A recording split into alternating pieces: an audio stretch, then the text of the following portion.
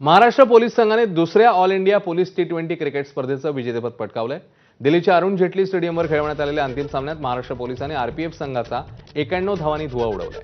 या सामन्यात रोहित पोळ आणि योगेश पाटील यांच्या अर्धशतकाच्या बळावर महाराष्ट्र पोलीस संघाने 4 बाद 251 धावांचा डोंगर उभारला। पोळने 71 तर योगेश पाटीलने 52 धावा केल्या। याशिवाय सुनील पाटीलने अवघ्या 16 चेंडूत 45 आणि श्रीकांत लिंबोळेने 42 धावा फटकावल्या। त्यानंतर रोहित भेरे आणि योगेश शिंदेच्या भेदक माऱ्यासमोर आरपीएफचा डाव 160 धावा आटोपला। भेरेने 5 तर शिंदेने 3 विकेट्स घेतल्या। महाराष्ट्र पोलिसचा योगेश पाटील उत्कृष्ट गोलंदाज, सुनील पाटील उत्कृष्ट फलंदाज आणि रोहित पोळ मालिकावीराचा मानकरी ठरला।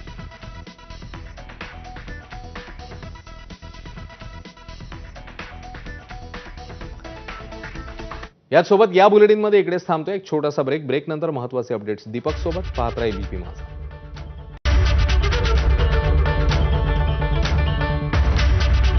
हसरे होते